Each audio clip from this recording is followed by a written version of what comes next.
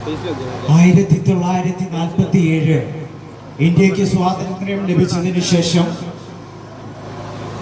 79ാമത്തെ സ്വാതന്ത്ര്യം ആഘോഷിക്കുന്ന ഈ നല്ല സുദിനത്തിൽ ഈ മെതുമേൽ ദേശത്തെ അഭിസംബോധന ചെയ്ത് സംസാരിക്കുവാൻ എനിക്ക് ഈ ഭാഗ്യം ലഭിച്ചതിനായി ഞാൻ നന്ദി പറയുന്നു.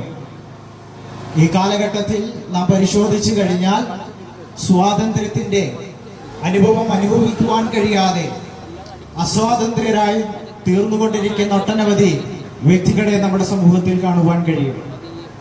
1947 ആഗസ്റ്റ് 15 ഇന്ത്യക്ക് സ്വാതന്ത്ര്യം നേടിത്തന്ന മഹാത്മാഗാന്ധിജിയുടെ ജീവിതത്തിന്റെ താളുകൾ പരിശോധിക്കുമ്പോൾ അദ്ദേഹത്തെ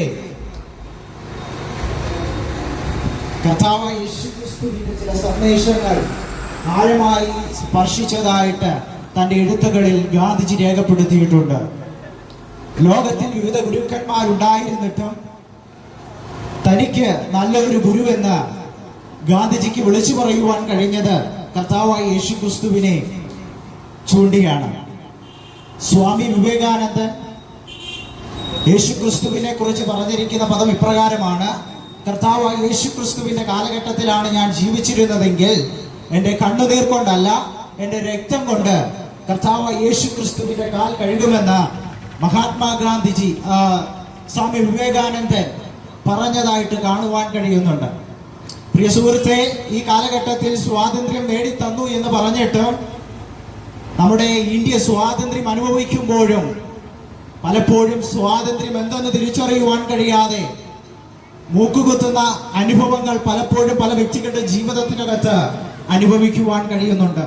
എന്താണ് സാക്ഷാൽ സ്വാതന്ത്ര്യമെന്ന് പലരും പലപ്പോഴും ചിന്തിച്ചിട്ടുണ്ട്, അന്വേഷിച്ചിട്ടുണ്ട്. എന്നാൽ അതിനൊന്നും ഒരു ഉത്തരം കണ്ടെത്തുവാൻ കഴിയാതെ ആയിരിക്കുന്ന കാലഘട്ടത്തിൽ ഏകദേശം 1-ാം നൂറ്റാണ്ട് മുതൽ ഈ കാലഘട്ടം വരെ മാറ്റമില്ലാത്ത സുവിശേഷത്തിന്റെ സ്വാതന്ത്ര്യം പലരെയും ആകർഷിച്ചിട്ടുണ്ട്, പലരെയും സ്വാതന്ത്ര്യത്തിലേക്ക് നടത്തിയിട്ടുണ്ട്.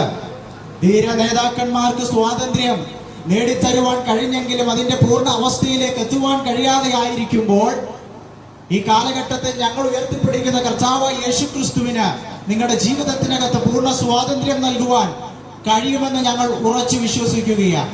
അതിന്റെയൊക്കെ ഒരു അനുഭവം പങ്കുവെക്കുന്ന വ്യക്തികളാണ് ഞങ്ങൾക്ക് പിന്നിലുള്ളതും ഞങ്ങൾക്ക് മുന്നിലുള്ളതുമെന്ന് ഞങ്ങൾ വിശ്വസിക്കുകയാണ്. പലപ്പോഴും പാപമെന്ന കൊടീനമാകുന്ന മലിന മസത്തിനകത്ത് അടങ്ങിയിരിക്കുന്ന പാപത്തിൽ നിന്ന് മോചിപ്പിക്കുവാൻ കഴിയാതെ പാപത്തിന്റെ അടിമത്തത്തിലായിക്കൊണ്ടിരിക്കുന്ന ജനസമൂഹത്തെ പലപ്പോഴും ഇതേപോലുള്ള സന്ദേശങ്ങൾ അവരുടെ ജീവിതത്തിനകത്ത് ആർന്നിറങ്ങിയിട്ട് അവരെ നിത്യതയിലേക്ക് നയിക്കുന്നതായിട്ട് ഞങ്ങൾക്ക് കാണുവാൻ കഴിഞ്ഞിട്ടുണ്ട്. പല കവലകളിലും ഇങ്ങനെയുള്ള പ്രസംഗങ്ങൾ പലപ്പോഴും നടത്തുമ്പോൾ പലരും ഞങ്ങളെ അവജ്ഞയോടെ തള്ളിക്കളയാറുണ്ട്. എന്നാലും പലപ്പോഴും പലരും പറയാറുണ്ട്, നിങ്ങൾക്ക് വേറെ പണിയില്ലേ, നിങ്ങൾക്ക് വേറെ ജോലി ഇല്ലാഞ്ഞിട്ടുകൊണ്ടാണോ ഇങ്ങനെയൊക്കെ സന്ദേശങ്ങൾ പറയുന്നതെന്ന് പലപ്പോഴും പറയാറുണ്ട്. അതേ സുഹൃത്തെ, ഞങ്ങളെ സ്നേഹിച്ച ഒരു നല്ല കർത്താവിന്റെ സ്നേഹം തിരിച്ചറിഞ്ഞത് കൊണ്ട് ഈ സമൂഹത്തിൽ നല്ലൊരു വ്യക്തിയായി ഇങ്ങനെ നിൽക്കുവാൻ കഴിയുന്നത്. കർത്താവിനെ ഞങ്ങളുടെ ജീവിതത്തിൽ അനുഭവിച്ചില്ലായിരുന്നു എങ്കിൽ, ഞങ്ങളുടെ മാതാപിതാക്കൾ ആ കർത്താവിനെ സ്വീകരിച്ചില്ലായിരുന്നു എങ്കിൽ ഇന്ന് ഈ ദേശത്ത് കടന്നു വന്ന ഇങ്ങനെയൊരു സാക്ഷിയായി തീരുവാൻ എന്നെ കൊണ്ട് കഴിയത്തില്ലായിരുന്നു. എന്നാൽ കർത്താവായ യേശുക്രിസ്തുവിന്റെ സ്നേഹത്തെ തിരിച്ചറിയുവാൻ എന്റെ മാതാപിതാക്കൾക്ക് കഴിഞ്ഞതുകൊണ്ട് ഇന്ന് സമൂഹത്തിൽ നല്ലൊരു വ്യക്തിയായി തീരുവാൻ ദൈവം എന്റെ ജീവിതത്തിൽ അവസരങ്ങളെ ഒരുക്കി.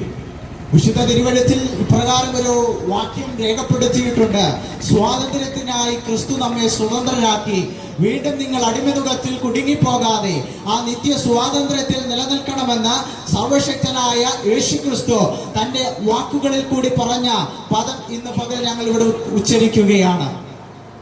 എന്താണ് സ്വാതന്ത്ര്യം, എന്താണ് രക്ഷ എന്നൊക്കെ പലരും ഈ കാലഘട്ടങ്ങളിലും അന്വേഷിച്ചു കൊണ്ടിരിക്കുകയാണ്. പലപ്പോഴും പലരും രക്ഷയുടെ മാർഗത്തിനു വേണ്ടി, മോക്ഷത്തിന്റെ മാർഗത്തിനു വേണ്ടി പുണ്യസ്ഥലങ്ങളിലും ദേവാലയങ്ങളിലും ഒക്കെ സന്ദർശിച്ചിട്ട് അവർക്ക് രക്ഷ നേടുവാനോ മോക്ഷം ലഭിക്കുവാനോ കഴിയാതെ പോകുന്ന ഒട്ടനവധി വ്യക്തികളെ കാണുവാൻ കഴിയുന്നുണ്ട്. പലരും പണം മുടക്കി